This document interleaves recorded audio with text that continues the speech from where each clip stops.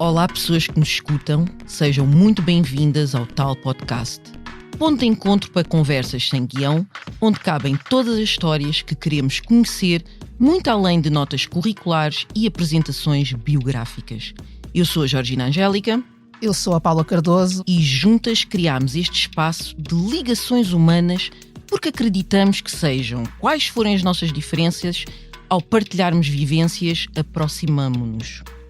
É bom ter-vos por perto e aqui bem do nosso lado, nos estúdios do Expresso, já está o nosso convidado de hoje, o Carlos Alberto Mota Dias. Já foi campeão em campo, mas hoje dribla perguntas difíceis com mais estilo do que muitos driblam adversários. Nasceu em Lisboa, joga pela identidade cabo-verdiana e agora é coach, daqueles que não apita, mas transforma. Carlos, bem-vindo. Diz-nos, trouxeste os ténis ou aqui joga-se de coração descalço? Aqui é de coração sem equipamento. Os ténis agora é só de vez em quando para ensinar os meus filhos e para treinar, mas já não é para jogar dessa forma, não. Não? Agora o jogo é outro. Temos que utilizar aquelas características aprendidas na competição para deixar para quem vem a seguir.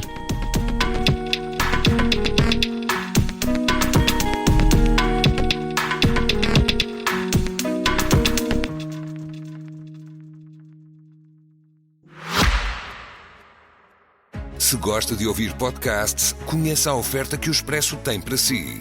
Da política à economia, ciência e cultura, passando pelo desporto. Entrevistas marcantes, análises e perspectivas que fazem a diferença.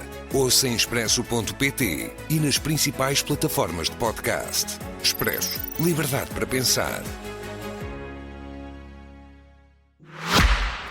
Então e que jogo é que estás a jogar agora? Disseste o jogo é outro. O jogo é outro. O jogo é, acima de tudo, fazer não só a nossa comunidade, mas as pessoas entenderem que muito daquilo que acreditam sobre elas mesmas, grande parte acaba por ser mentira. E já agora, eu coach, eu fujo muito desse termo, bastante. Porquê? Fujo muito mesmo. Que é um termo que está muito contaminado e eu nunca me considerei... eu sou terapeuta. Apesar de ter a certificação em coaching internacional, eu creio que o próprio termo tornou-se muito pastilha gorila nos dias de hoje. Acho que muitas pessoas assumem-se como tal apenas à procura de um resultado final, ou seja, estão encantados com o resultado final, e todo o processo de querer ajudar efetivamente alguém a sair de muitas perspectivas que têm em relação a elas mesmas e ao seu meio ambiente.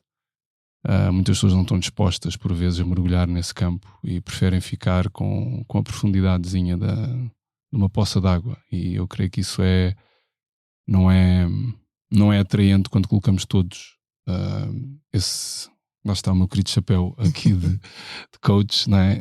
Eu por acaso é algo que eu fujo bastante dessa designação, só por isso, porque acho que também nunca gostei muito de me colar a designações que todos têm, mas é porque nos dias de hoje qualquer pessoa acredita porque viu 2 vídeos e assistiu a um podcast no YouTube que de repente já pode ser coach e estar a falar para pessoas. Eu acho que isso é o perigo dos dias de hoje, não só da internet, mas da possibilidade de informação que nós temos, e eu creio que está muito diluído nesse sentido. É por isso é que eu quero dizer isso. Tu falaste em mentiras há pouco, mentiras em que acreditamos. Que mentiras é que te foram contando sobre ti próprio, sobre a nossa comunidade, que tu e depois aprendeste a desmascarar e a transformar nas tuas verdades, nas nossas verdades? Agora sinto que estou a ser... Estou numa sessão com o Carlos Alberto Mota Dias. Prepara-te. Eu acho que a grande... E eu, portanto, no meu trabalho em terapia, eu falo sempre daquilo que vivi. Portanto, as pessoas não têm grande noção, não ser quem viveu o que é que Portugal era na década de 80. Eu nasci e cresci em Portugal. E a grande mentira era não acreditar ser importante o suficiente ou merecer. Portanto, e estas 3, de alguma forma, os adultos nos dias de hoje ainda vivem com isto. Que é não ser importante, não acreditar que merecemos e não somos suficientes. E a mulher luta com isto muito mais até do que o homem, porque a mulher atinge um nível de maturidade mais cedo, logo aprende a julgar-se mais cedo. Eu lido muito no desporto através de trabalho não só de terapia de grupo, com equipas desportivas, e prefiro com jovens, seja com 14, 16 anos, para mais tarde não terem a perspectiva de temos de fazer algo para sermos importantes, temos de fazer algo para sermos suficientes. E a menina aprende desde muito cedo que se não se portar bem é feia, se ela não se portar bem, tu nunca vais arranjar marido, se tu não vestires de uma determinada forma. Então a mulher luta com estas prisões, com estas celas de perspectivas de eu não sou suficiente, eu não mereço, e vai sempre arranjar compensações. Ou seja, ela tem de ser bonita de uma determinada forma para ser importante. O corpo dela tem que ser de uma determinada forma para ser elogiada. E no desporto não é diferente, porque ainda que seja uma ferramenta muito boa em termos sociais, também põe a nu, por vezes, as insuficiências com as quais nós acreditamos. E no meu caso, o basquete foi mesmo o que me, entre aspas, salvou nesse sentido. Eu tinha mesmo uma personalidade fora de campo e outra dentro. Eu achava que tinha superpoderes dentro de campo e não tinha fora, e isto durou bem até os meus 31, 32. Portanto, não foi algo que, claro, enquanto adolescente era ainda mais marcante.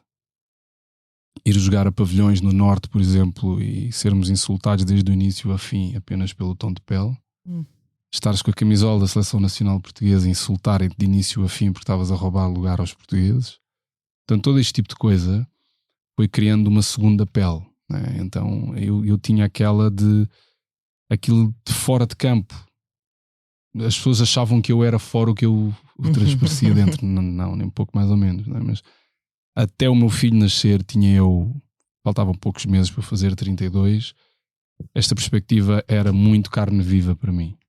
Ou seja, as minhas compensações eram: eu tinha de treinar mais que os outros todos, eu tinha que ser mais intenso que os outros todos, que em termos emocionais acabou por me atrapalhar em alguns momentos importantes da minha carreira. Tive lesões por causa disso também, porque o que as pessoas não entendem é que muito daquilo que são as nossas articulações estão ligadas a tudo o que são emoções. Portanto, a minha primeira lesão grave deu-se, eu tinha 21. Portanto, lesões que são nas articulações, especialmente joelhos e ancas, é a dificuldade que nós temos de nos soltar de muitas das coisas que carregamos, não é? Então, ali eu tinha aquela perspectiva que eu não podia faltar a nada que fosse treino, eu tinha que treinar todos os dias, eu tinha que ir no verão, eu não podia ir para a praia. Eu até hoje não sou muito fã de praia, a não ser em África, mas eu não ia para a praia com os meus amigos, eu tinha que ir treinar, eu tinha que ir correr, eu tinha que ir fazer alguma coisa. Porque se eu não fizesse, a ideia de que eu não era tão importante instalava-se. E com jovens a minha ideia é justamente esta: eles não precisam de fazer isso, tu já és. Tu já és importante, tu já és suficiente e tu mereces. Ou seja, tu não precisas de fazer, tu não precisas ter uma nota num teste.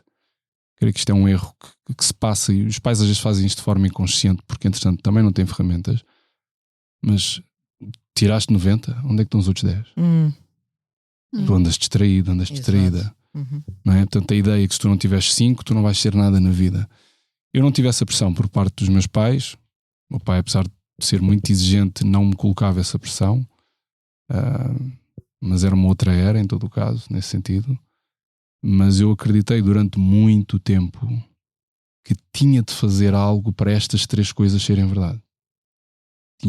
E as compensações é que tinha de fazer algo para lá. Pai, o que é que eu tenho que fazer para ser importante? O que é que eu tenho que fazer para ser suficiente? Será que eu mereço?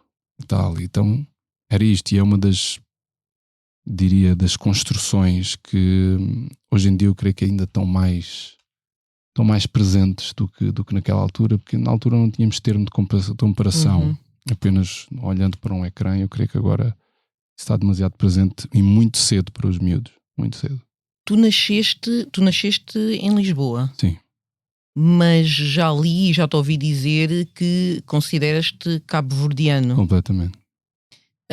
Portanto, quando é que percebeste que a tua identidade não era exatamente o que o teu BI, cartão de cidadão, diz? Olha, isso é algo que desde muito cedo, eu quando digo cedo, é curioso porque ainda segunda-feira em sessão eu tive esta conversa. A identidade é algo que nós construímos a partir de determinadas perspectivas e de palavras que nos são colocadas desde cedo. A identidade não está restringida apenas a um papel ou a um passaporte. E desde cedo o meu pai disse-me: tu não és português. E eles nunca te vão fazer sentir como tu és, como sejas português. E eu tive em jardins de infância e em colégios onde a dada altura éramos 2, que era o meu primo, e grande parte do tempo eu era o único negro que lá estava. Então, desde cedo eu ouvi muita coisa. Hoje em dia é bullying, hoje em dia é... eu conto isto aos meus filhos não numa perspectiva de ai, tadinho do pai, é para eles perceberem que há realidades diferentes. Ou seja, eu até sair daquele colégio com 11, os últimos 4 anos que lá tive, eu era agredido quase todos os dias pelos mais velhos. E ninguém fazia nada. O meu pai dizia-me: vais ter de ficar aí porque isso é bom para ti. Esse colégio é bom. Portanto, isto começou cedo. E quando tu estás na rua com 3, 4 anos e a forma como as pessoas olham para ti, tu percebes que tu não és dali. Percebes desde cedo. E isso foi desde muito cedo que isto por outro lado, os cabo-verdianos nunca me consideraram cabo-verdiano. Bem-vindo ao clube. Sim. Por outro lado, não. O meu pai dizia: olha, sim, e tal. Daí ele não ter... eu compreendo que é que o meu pai não sentiu grande orgulho quando eu vesti a camisola da seleção portuguesa. Não ficou assim... Muito bem. Ele também nunca foi apoiante do facto de eu jogar basquete. Também nunca foi algo que ele tenha apoiado, não é? Mas ele também não ficou assim extasiado. Eu lembro-me que a última vez que eu joguei pela seleção nacional foi já na Seleção de Esperanças. Eu tinha 20 ou 21, não sei. E aconteceu um episódio que fez com que eu não voltasse mais. Depois apareceu o rótulo de que supostamente o Carlos Dias tinha problemas de disciplina. Nós estávamos na Polónia, fomos jogar a qualificação para um europeu e estávamos em Varsóvia e eu nunca tinha ido a Varsóvia, né? Estava a ver a cidade, aquilo foi em fevereiro, inverno, e naturalmente nós, de forma inconsciente, começamos a reparar se há como nós aqui, não é? Eu olhei, eu não vi, eu disse. Portanto, eu estava na parte de trás do autocarro com os meus colegas e disse, bem alto, disse: pô, não há negros aqui, mano, isto é impressionante. Portanto, isto estamos a falar em 99, 2000, né? E lá à frente o selecionador diz: pois, assim ficam mais árvores para ti. Uau. E ele, quando disse isto, foi um silêncio sepulcral naquele autocarro. Portanto, eu na altura jogava no Benfica, os meus colegas olharam para mim porque eles já sabiam como é que eu era. Eles olharam para mim tipo o João Manel, ainda há pouco tempo eu vi, ele disse: não digas nada, por favor, não faças nada, deixa estar. Só que aquilo estava aqui. Eu cheguei ao pavilhão e eu ainda estava a ferver completamente. Cheguei ao pavilhão, mas ali, ok, veio a parte do hino e eu por acaso nem estava focado no hino, não estava mesmo, eu estava mesmo a pensar naquilo. Eu ainda estava assim, estava com a cabeça para baixo, mas concentrado no jogo, sabendo também o que é que eu tinha para fazer no jogo, ok, o resto é o resto. Só que acabou o jogo, ganhámos e tudo mais. E o diretor técnico da federação veio-me perguntar porquê que eu não cantei o hino. Mas eu lembro-me de estar ao lado dos meus colegas e que também não cantaram. E está tudo bem, eu não estava nem aí, eu estava mesmo focado no que é que nós tínhamos para fazer. Tínhamos que ganhar aquele jogo para ir para o europeu. E eu disse: eu não canto o que eu não sinto. Deste uma resposta emocional, sim, não é? Sim, eu estava, aliás, aquilo não me passou durante muito tempo, até porque quando eu voltei para o clube obrigaram-me a pedir desculpa à federação. Eu disse: eu não vou fazer isso. Não há nada que me faça pedir desculpa. E o meu treinador na altura, que é uma das pessoas mais influentes sempre na minha carreira, chama-se Jorge Fernandes. Ele nasceu em Moçambique. E o primeiro episódio grave de racismo que aconteceu a jogar comigo e com os meus colegas, eu tinha 14 anos. Foi na Póvoa de Varzim. Nós estávamos a ganhar e no intervalo nós fomos para o balneário, mas cuspiram-nos em cima, insultaram-nos. Então nós, miúdos de 14 anos, que é a idade do meu, do teu filho, do meu filho, nós não conseguimos lidar com aquilo e estávamos no balneário a chorar, estávamos mesmo. E ele disse: olha, vocês agora vão tomar uma decisão aqui hoje. ou vocês voltam lá para dentro e são vítimas do que está a acontecer, ou vocês vão dar-lhes mais motivos para vos chamarem nomes. E eu devo admitir que, apesar de ser muito calma, a minha personalidade em campo é diferente. Eu adoro que me insultem. A partir daí eu adorava. É a coisa que mais saudades eu tenho, muito sinceramente. Eu adorava isso. Eu vivia muito para aquilo. Eu adorava essa animosidade. E foi ele que disse: olha, Carlos, tu só vais fazer aquilo que tu sentes. Se tu só me quiseres pedir desculpa, tu não vais pedir desculpa. Eu disse: prof, eu não vou pedir desculpa. E não pediste. Não pediste, sim.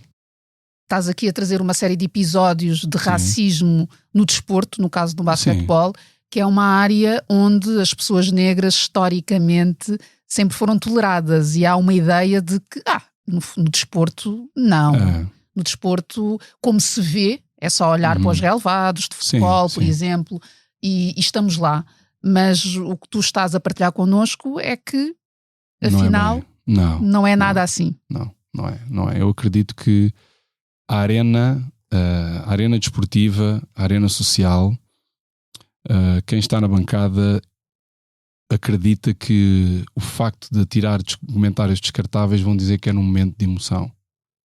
Eu não acredito que isso seja verdade. O meu filho tem 14 anos e já passou por isso, em campo. Portanto, ele e colegas, não é só ele, né? Ele e colegas, portanto alguma coisa será, alguma coisa não está bem, quando pais recorrem a isto nos dias de hoje. E na altura nem sequer se dava atenção. Quando eu vos digo não se dava atenção, é que o jogo seguia.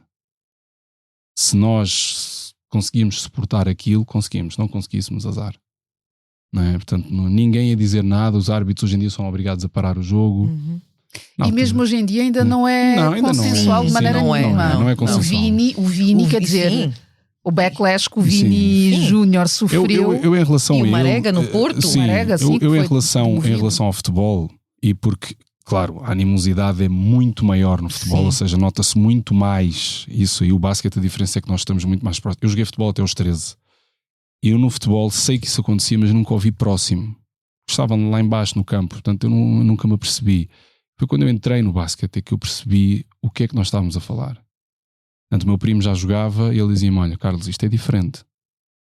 Não é? As pessoas tinham mesmo um comportamento completamente distinto. E não era porque é só para o adversário.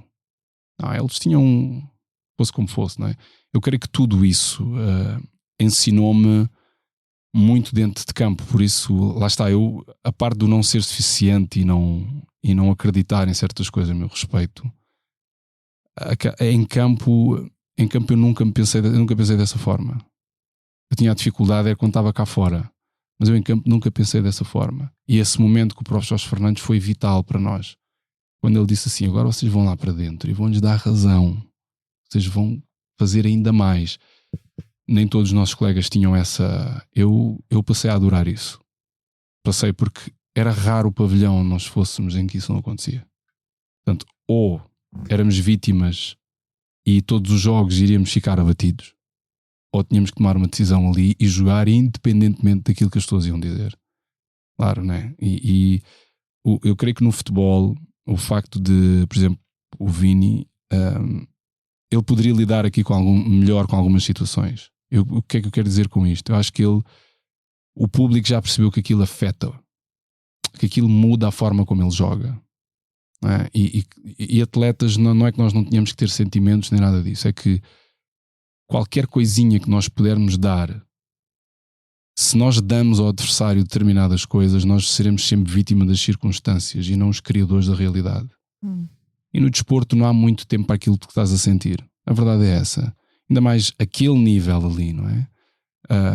Eu joguei alta competição, mas numa outra realidade, e ninguém está aqui muito preocupado. Não é? E portanto, eu acho que ele, por vezes, o facto dele, ele quer dar uma ideia de que é mais forte do que aquilo, na realidade ele é afetado por aquilo, é normal, ele é jovem. O Brasil já sabemos como é que é o Brasil, não é? E ele em Espanha não é muito diferente. Eu morei 3 anos em Espanha. Eu joguei 3 anos em Espanha e deixem-nos dizer que aquilo é... Mas ainda assim, não foi como em Portugal. Sevilha e Mérida, não é? Foi por onde andaste. Aquilo, eu joguei em outras zonas, ou seja, fui jogar em aldeias, tinham 5.000 pessoas e as 5.000 iam ao pavilhão. E aquilo era o evento do fim de semana. Vocês estão a imaginar o que é verem pessoas que nada têm a ver com eles entrarem pelo pavilhão adentro. Espera aí que vocês vão ver. Eu adorava aquilo, vou dizer. Eu adorava. Mas Portugal ainda conseguia ser pior? Sim. Não tinha que ver com a tua relação emocional com o país? Porque o meu histórico com Portugal é diferente. Aquilo que eu vivi na minha infância e adolescência, para mim foi mais complicado do que aquilo que eu passei em campo. Sim, anos 80, anos 90 em Portugal foi muito agressivo. Para mim foi muito mais marcante. Eu não sei se essa senhora ainda está viva, como é óbvio, né? Mas eu tive uma professora de matemática que disse algo que, claro, depois ela teve que lidar com a Dona Iria é a minha mãe. E eu era um miúdo que eu até aos 15 anos tinha pavor de falar à frente das pessoas. Eu não conseguia, era o mais alto, quase sempre, tinha vergonha disso. E quando me chamavam para a frente, não dava, eu não conseguia mesmo falar, eu ficava ali cabisbaixo e não falava. Ela sabia disso e chamou-me. Algo de matemática que eu nunca gostei. E ela, quando viu as minhas dificuldades e que eu não estava mesmo a conseguir comunicar, porque eu tinha que falar para o público, eu não estava a conseguir mesmo falar para a turma, ela disse: pois, é para isso que vocês servem, só correr atrás de uma bola. Tu vais ser como o Eusébio, nunca vais saber falar. E aquilo foi... Eu lembro-me de chegar a casa e, como é óbvio, contar à minha mãe. Claro que no dia seguinte estava lá ela. Felizmente que contaste à tua mãe, não é? Sim, não, essas coisas não... Porque houve, na altura havia espaço e na altura muitos de nós ficávamos calados. Pois, a questão é, primeiro, no teu caso, felizmente havia espaço, porque eu sinto que nem todos tivemos esse colo, não é? Sim. E depois, por outro lado, existe isto que a Georgina está a partilhar, que é: já levaste uma vez para casa, já levaste 2 vezes, já levaste 3 vezes. Chega, não é? Chega, não, basta. Basta de te estás a trazer este lixo de alguma forma para contaminar o teu ambiente familiar, porque na realidade, eu não sei o que os teus pais te diziam, mas no meu caso era basicamente: olha, a vida é assim, vais ter de lidar com isso, portanto eles são ignorantes, eles isto, eles aquilo, segue a tua vida.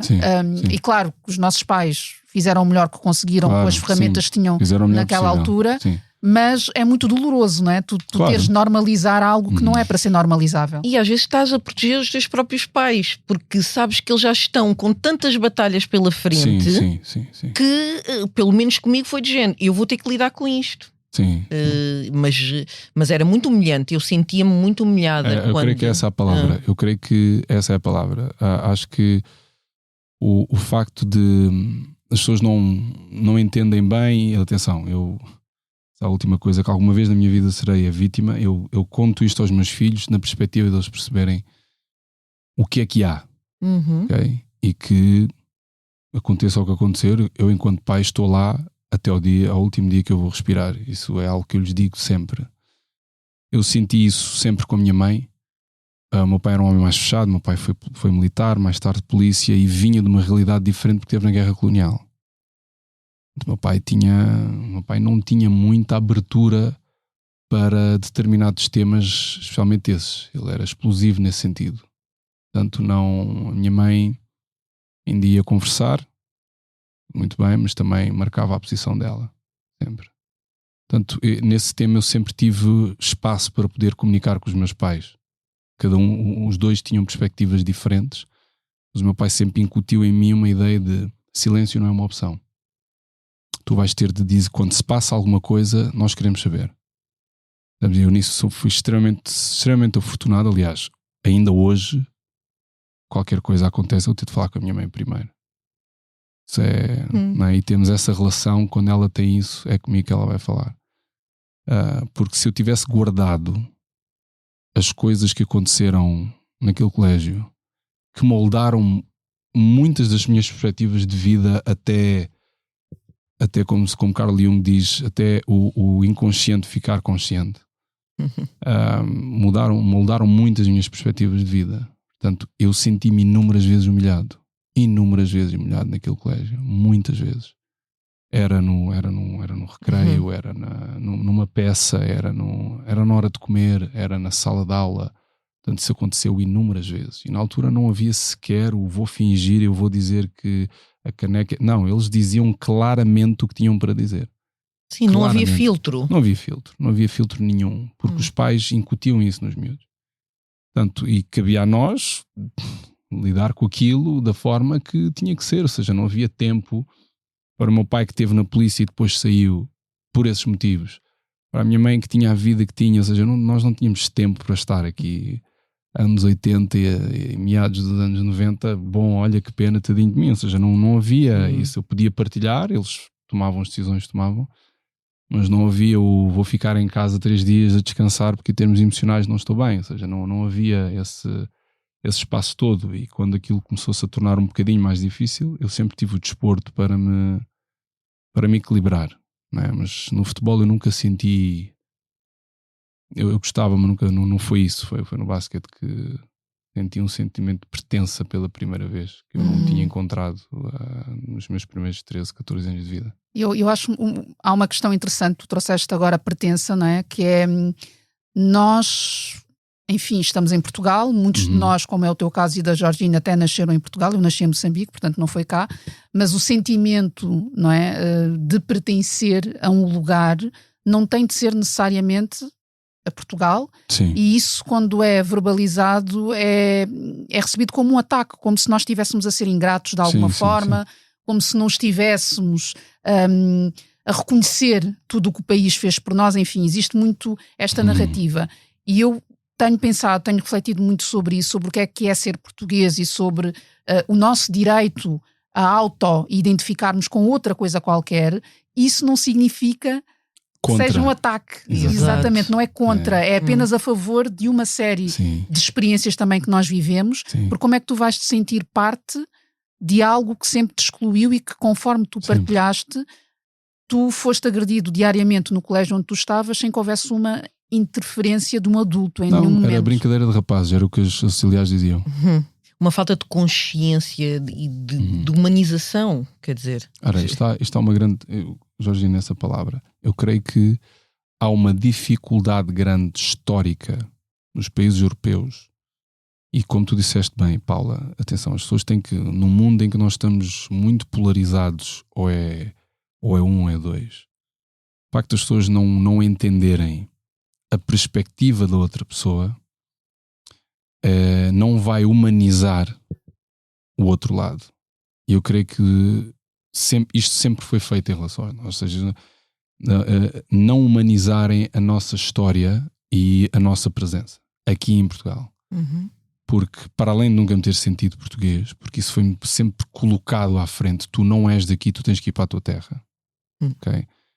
Da mesma forma que também em Cabo Verde... Eu ia fazer essa pergunta, mas mais à frente. Não é? Da mesma forma que os meus irmãos mais velhos sempre diziam, tu não és cabo-verdiano.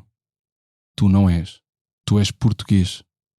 Isto claramente, não é? Ou seja, dito por eles assim e outros familiares. Meus pais não, mas eles sempre disseram isto. E o sentimento de pertença aqui, eu creio que... Eu dou-vos um exemplo. Eu adoro Lisboa. Mesmo. Tendo tido a felicidade de viajar pela toda a Europa graças ao basquete e outras partes do mundo. A Lisboa é uma cidade que eu tenho um amor profundo, especialmente na Baixa, porque eu morei na Baixa durante muito tempo. E na altura não era o glamour que é agora, convém realçar essa parte. Mas que as pessoas pensam, morou na Baixa. Não, na altura não era o glamour que é agora. Estamos a falar de anos 80, moraste na Baixa. Sim. Morar no bairro Alto, na rua Serpa Pinto, na altura não era o que é agora. Portanto, convém clarificar essa parte. Eram zonas onde os cabo-verdianos todos estavam. Pronto, tinha que ser. Só que eu nunca senti que ela me amava de volta. Até sair daqui para ir jogar fora. E foi aí que eu desenvolvi outro amor por ela. Porque eu adoro a Baixa, eu sinto-me em casa na Baixa, eu adoro estar na Baixa. Só que eu sempre percebi que ela nunca me amou. Ela nunca me viu como... A minha amiga Telma Tivone, ela tem um livro que é o Preto Português. Sim. Telma, amamos a Telma e a Telma tem de cá vir também. É verdade. O livro dela é justamente sobre isso e felizmente partilhámos histórias sobre isso, que é tudo muito bem, mas tu não pertences aqui. Tu não és um dos nossos. Sim, aliás. Tu não és. Quando se diz português, ninguém vai imaginar que é o Carlos Dias, que é o não sei quem. Portanto, as pessoas perguntam, tá bem, mas tu nasceste onde? Exato, essa era a pergunta, era a clássica pergunta. Eu nasci aqui, tá bem, ok, mas tu não és português. Portanto, e havia aquela mas eu gosto tanto disto porque no meu colégio era no Largo do Rato. Eu andei no Jardim de Infância em São Bento. Portanto, os meus pais moravam ali. Portanto, os meus primeiros 10 anos, portanto, aquela ligação grande com aquela zona, não é? Só que também sentia que era tipo um corpo estranho. Apesar de haver ali tantos cabo-verdianos, africanos naquela zona, não sentia aquilo tipo, eu pertenço aqui. Tipo, eu sou... Não, e mesmo ainda Cabo Verde, as pessoas também não nos faziam sentir como nós fôssemos lá, dizer, não, tá bem, mas tu és português, tu não és daqui, então, a brincar. Sempre tiveste que justificar a tua pertença. Sempre tive que justificar. E até digo um episódio engraçado, que foi a primeira vez que eu senti, ou seja, esse sentimento de pertença invadiu-me, não foi nem em Cabo Verde nem em Portugal. Foi no Mirador da Lua em Luanda. Mirador, que adoro. E está super diferente. Está super diferente. Não, isto foi antes das obras. Sim. E eu nunca senti aquilo. Não é? Foi completamente diferente. Mesmo. O meu pai morou em Angola muitos anos. Os meus mais velhos nasceram lá. Ele foi casado com uma angolana. O meu pai sempre falou de Angola com um amor muito profundo, não é? Mas lembro perfeitamente que aquilo foi um final de tarde, portanto eram 5h30, 6. E eu agora vou lá em maio, mas foi diferente. Eu nunca senti aquilo aqui, nem em Cabo Verde. E não é porque é Angola propriamente dito, até podia ser a Guiné-Bissau, mas foi uma experiência única mesmo. Que eu aqui, em qualquer parte, eu posso ir abaixo, eu gosto de lá estar, mas eu não sinto isso. Mesmo indo a Cabo Verde, não é igual. E eu creio que aí entra já a outra parte, que é qual é que é o nosso histórico genético e toda a herança genética, emocional e espiritual que nós temos. Que por vezes nós vamos pertencer a lugares que nós não temos grande conexão histórica com eles, em termos familiares. E ali, naquele ponto, eu senti isso. Em concreto, no Mirador da Lua. Sim. Uau. Não terá sido o momento, não sei, mas foi mesmo especial. E eu até ali nem estava a achar piada nenhuma aquela viagem, mas até aquilo foi intenso, foi diferente. Foi mesmo. E mudou a perspectiva depois do resto dos dias que eu lá estive.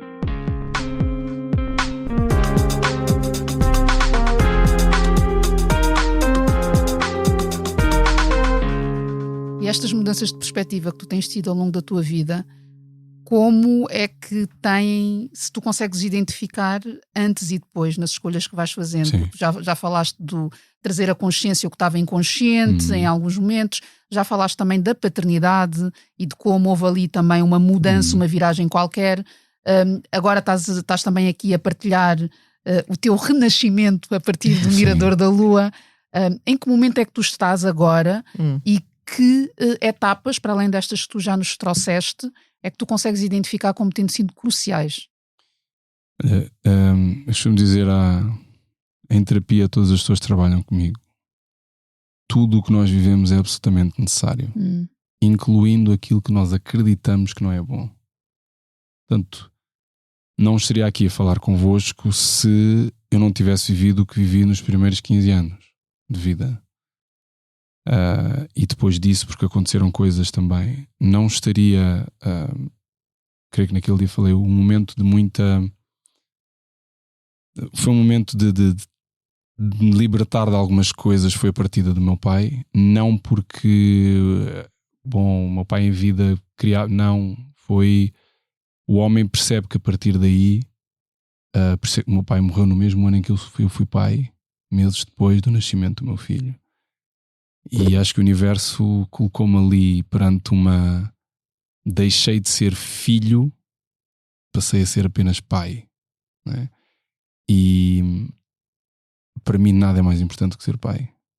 Deixa-se de ser filho alguma vez? Não, pelo menos eu deixei de ter o abraço daquele homem de 1,90m, da quem eu chamava rapaz, mas ser pai, e a minha filha nasceu 2 anos depois, ser pai é só o melhor que alguma vez fiz na vida, não é? Acho que eu não gosto muito de falar dos meus filhos só para não chorar, mas é porque não vos consigo dizer, é que eu olho para eles, não é?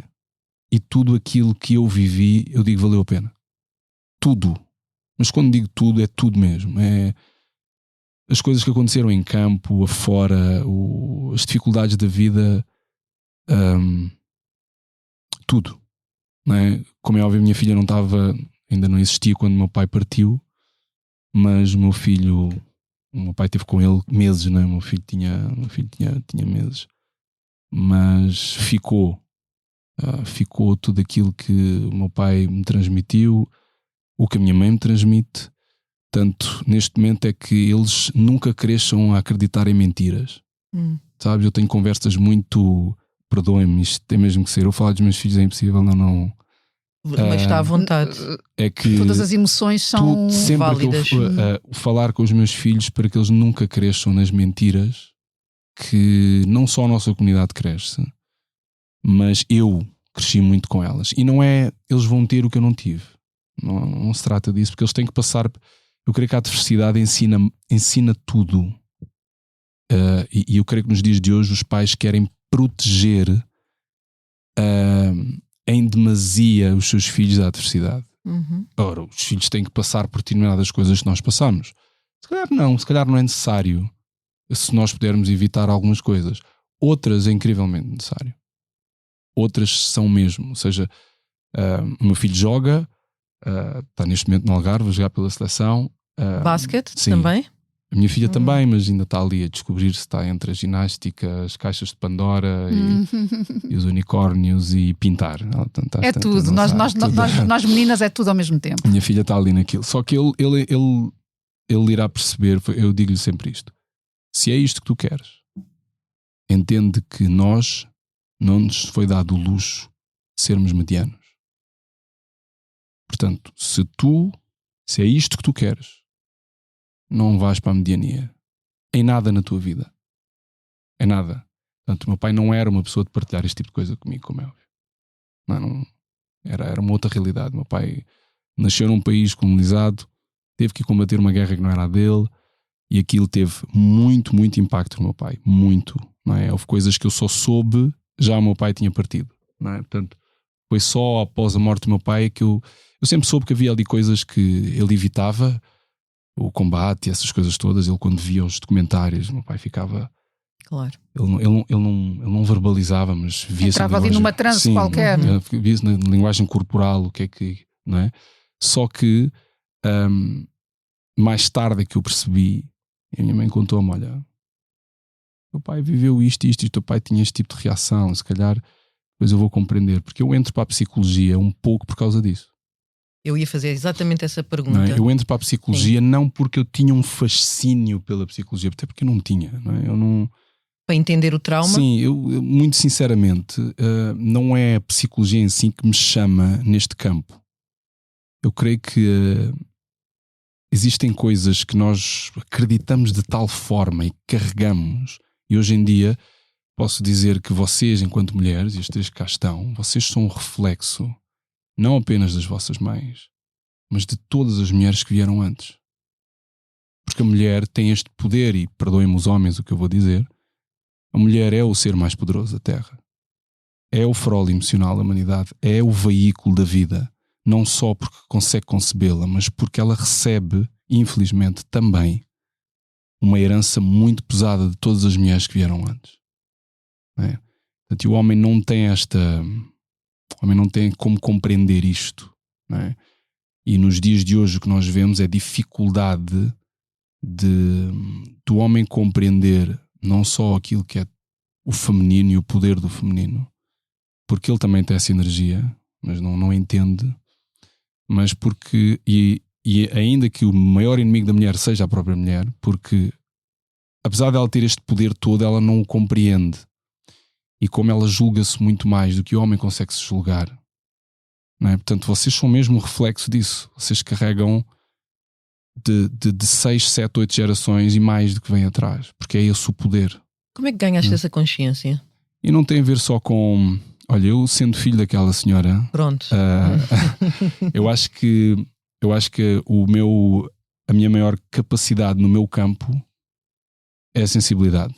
Não, e digo-vos isto sem... Se calhar já tive mais receio de o dizer, é olhar para alguém e de alguma forma perceber muito da sua história sem que a pessoa abra a boca. Portanto, e das pessoas que eu já... 98% das minhas clientes são mulheres, mas eu considero isso uma tremenda sorte da minha parte, mas porque o que eu aprendo com cada uma ajuda-me para tudo o resto, porque todas têm a sua história, não é? E carregada, por o meu trabalho é só retirar, por vezes, uma manta que ela julga que é pesada, que ela julga que é por causa disto que ela não é, ou não conseguiu determinadas coisas. Eu digo que, não.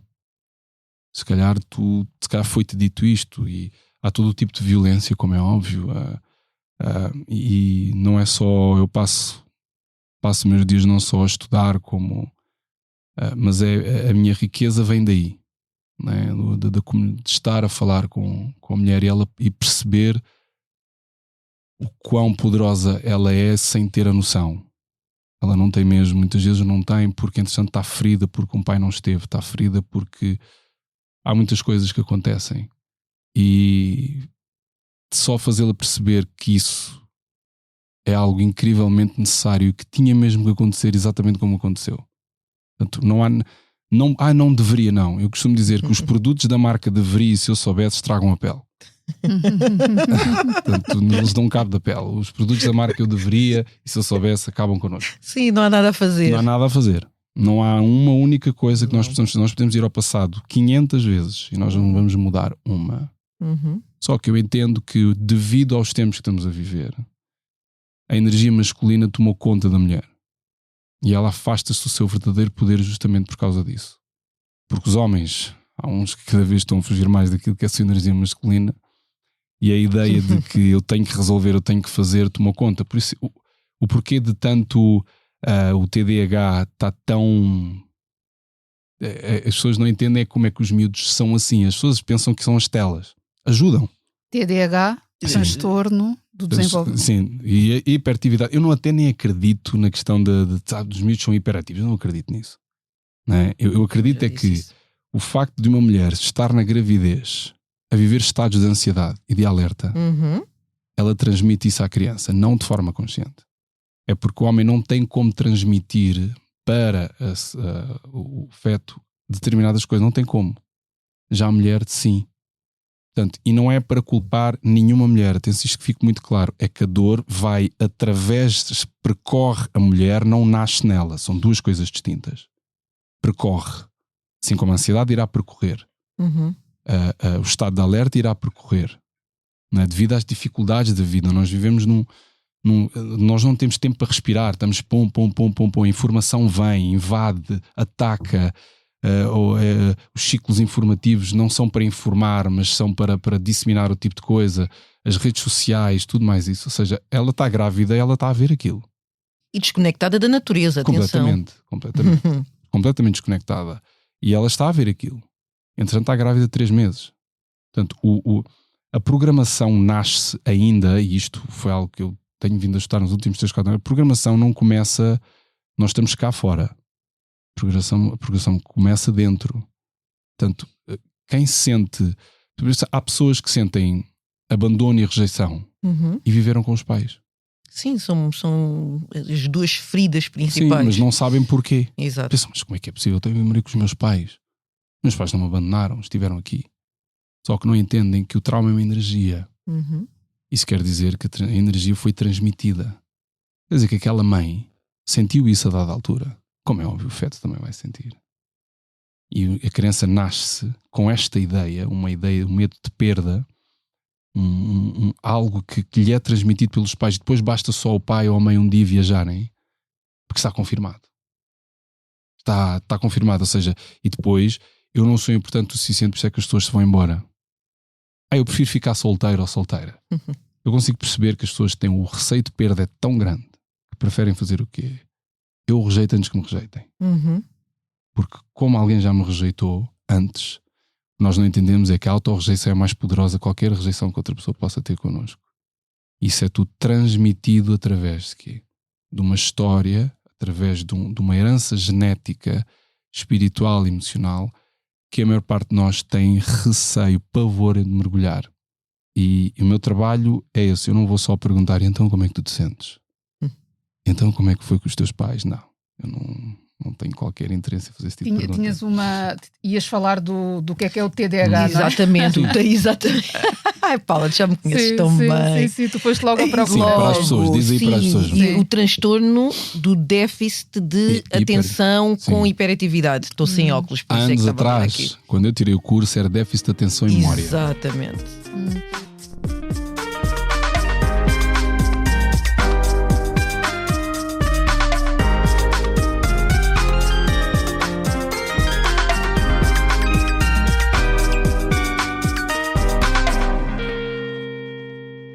Eu estava aqui a ouvir-te e a relacionar-me também numa série de aspectos, nomeadamente da questão da perda do pai e de depois como é que isso mexe contigo, não é? E depois as informações que vais ter, das quais vais ter conhecimento já depois, e de que forma é que isso depois também transforma a ideia que tu tinhas do teu pai.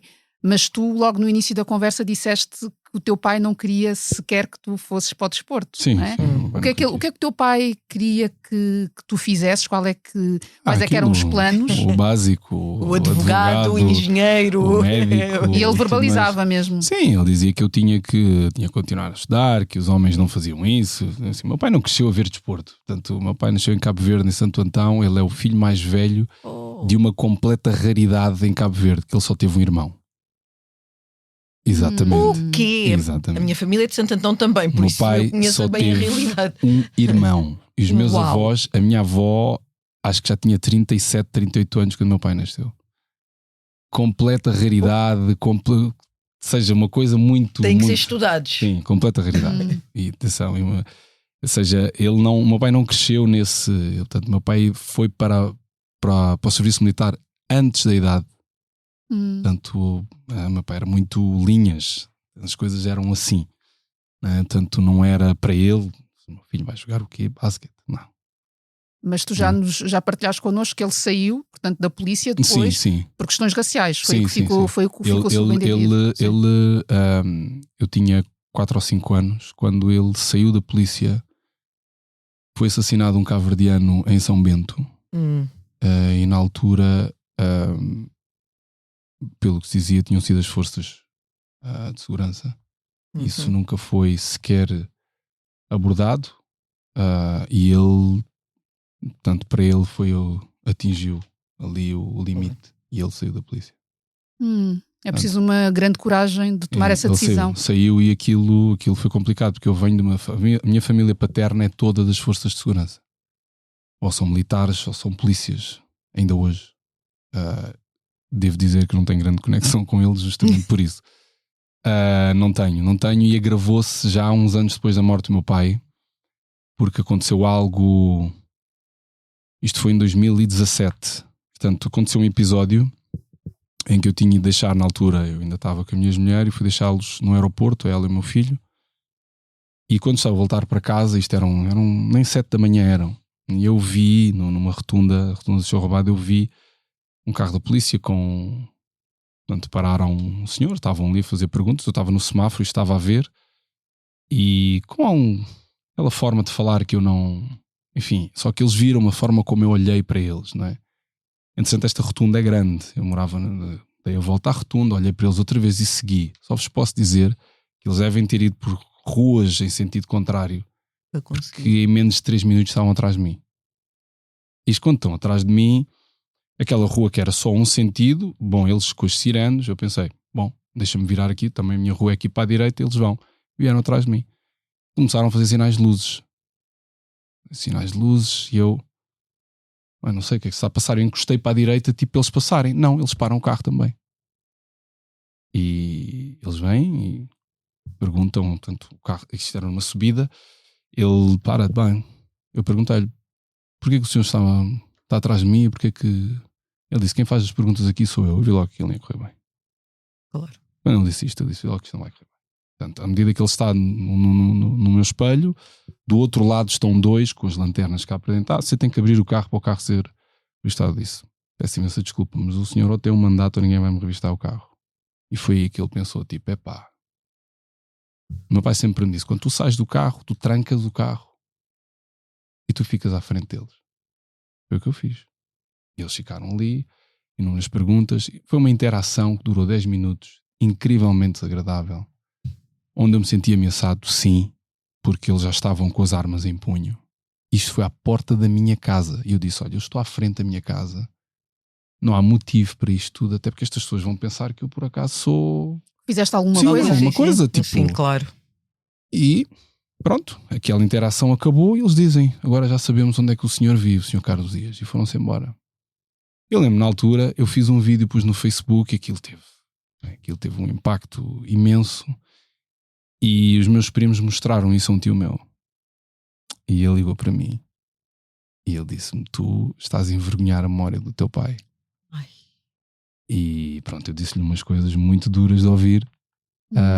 E não mais tive contacto com eles. Só por curiosidade, a pessoa que estava a ser, enfim, abordada pelos polícias, e quando tu olhaste, era uma pessoa negra? Era, sim. Por isso é que eu fiquei a olhar assim. Pois, sim. Claro. Aliás, a pergunta na altura, claro que foi para mim, foi: este carro é teu? Foi logo a primeira. E eu respondi: eu acho que está aí nos documentos. Não é à toa que se falsificam autos em que sim, somos exatamente, reiteradamente descritos como pessoas que estavam a roubar viaturas, exatamente, e depois já há uma perseguição, e depois há um desfecho trágico, mas a culpa é sempre nossa. Sim, eu digo que eu entendo perfeitamente, porque eu entendo o que é que acontece muitas vezes na polícia, porque eu sei, porque eu tenho familiares que são polícias. Claro.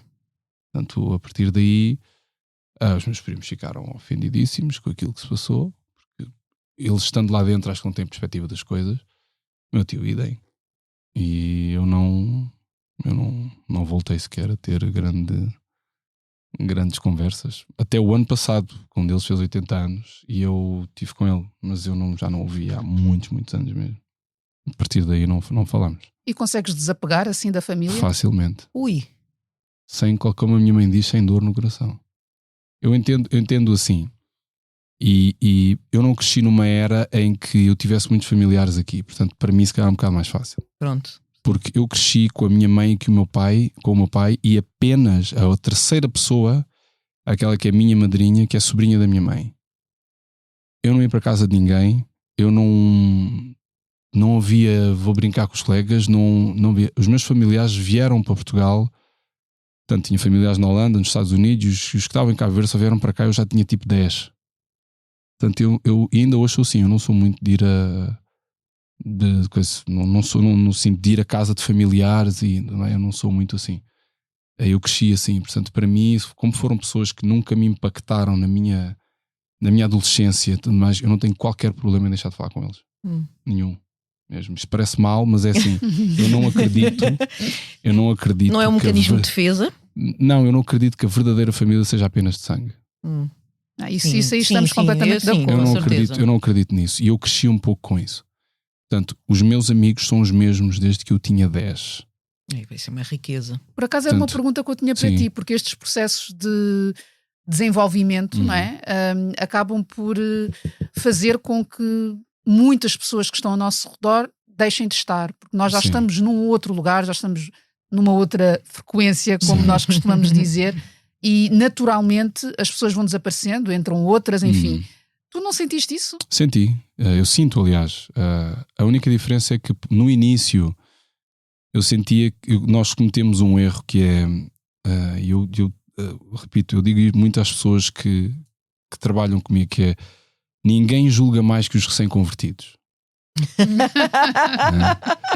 As pessoas que mais julgam são os que andaram no crime há data de tempo e agora de repente encontraram Jesus. E no início, não, mas porquê que tu não vês as coisas desta forma? Isso é o ego a falar. E o ego é um mecanismo de defesa, é um organismo que precisa de estar vivo, ele precisa de alimentar de certas coisas. Nem todos os meus amigos naturalmente vão ter esta perspectiva das coisas que eu faço, mas não é muito importante isso, porque eles estão comigo desde que ainda nem sequer havia lama na arena, mas eles já lá estavam. E são os mesmos. E são meus irmãos. Quando digo são mesmo meus irmãos. Portanto, eu nem vejo de outra forma. Não é? E por serem meus irmãos assim, eu não tenho... Os meus irmãos rapazes de sangue são mais velhos do que eu e nós não crescemos juntos. Houve um que eu conheci, eu já tinha 15, outro já tudo mais. Portanto, não há aquela ligação de proximidade assim que eu tenho com estes que já estão comigo por tudo aquilo que eu vivi. Não é? Portanto, e os filhos deles são os meus sobrinhos. Não é? Portanto, é uma proximidade diferente. Não é? Portanto, nem sempre... é claro que houve fases complicadas em que um estava a viver aquilo, mas nós arranjamos sempre forma de voltar ao ponto daquilo que nos uniu desde sempre. Eu sei que há pessoas que, eu a partir de agora, é aquela conversa do agora eu não lido com ninguém, que só temos que ter a seguinte perspectiva, que nós podemos estar a correr, mas nem todas as pessoas têm a mesma velocidade que Exatamente. nós. Não quer dizer que não vão estar na caminhada a dada altura, não é? E claro que há pessoas que nos fazem mal, essas coisas todas, eu de acordo com isso. Só que aquelas que estão connosco na arena desde sempre, vamos perceber, se calhar há um motivo para lá estarem. E eu prefiro não... Claro que se houvesse um motivo forte eu deixava, mas claro. Não, estamos sempre. Estiveram contigo desde o momento em que não tinhas voz? Exatamente. Exatamente. Portanto, quando nós nos conhecemos estava lá um, que é o Carlos Andrade.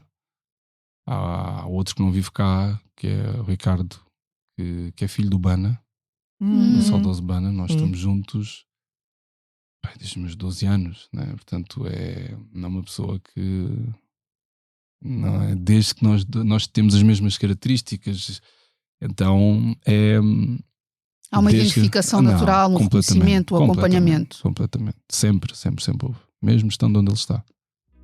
Bom.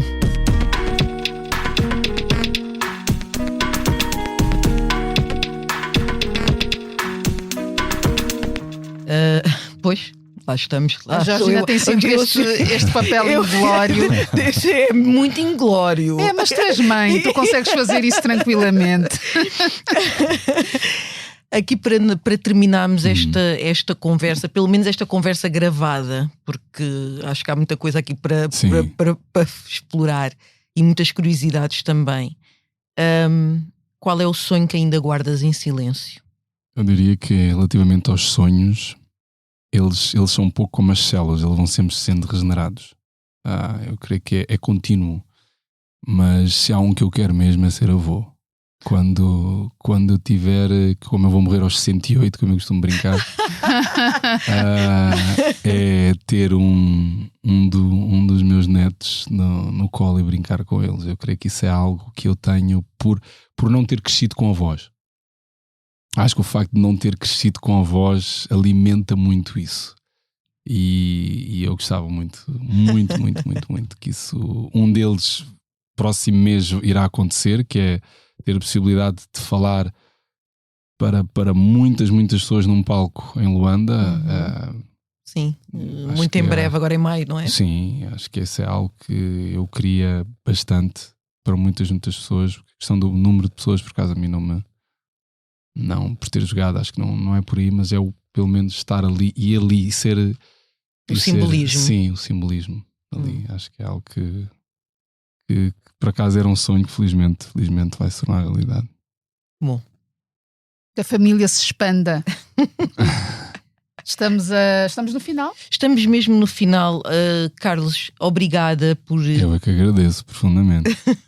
Muito obrigada por trazeres o que é teu e por nos mostrares que o coração, quando bem treinado, também sabe marcar pontos. Sim.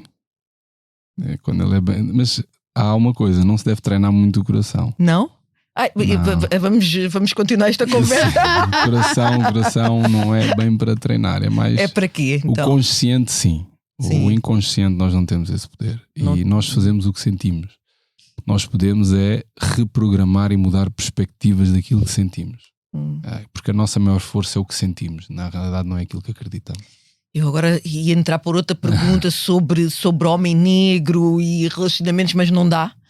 Fica para outro episódio. Vamos marcar outro episódio. Mas por acaso tinha bastante curiosidade também para perceber e depois como é que esse teu eu, com essa sensibilidade toda, exato, e depois está nas relações também. Mas é para outro episódio. Vamos falar daqui a pouco. É para outro episódio. Grato uma vez mais, Carlos. Não, muito obrigado. Vamos continuar esta conversa sem dúvida. Mas por agora temos mesmo de dizer Vamos até terminar. a próxima, sim. Ou até breve. Até breve, sim. Até breve. Este episódio tem sonoplastia de Salomé Rita, fotografia de Nuno Fox, capa de Tiago Pereira Santos e música original de Pedro Bernardino e Wilson Twice. A coordenação é de Joana Beleza e Yuri Lopes Pereira e direção de João Vieira Pereira. Eu sou a Paula Cardoso Eu sou a Georgina Angélica. e voltamos na próxima semana. Até lá, sigam-nos nas redes sociais e subscrevam a nossa newsletter.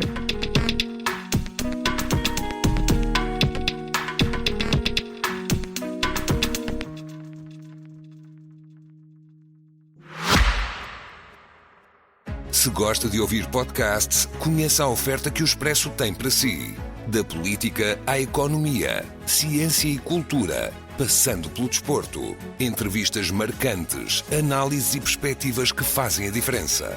Ouça em expresso.pt e nas principais plataformas de podcast. Expresso. Liberdade para pensar.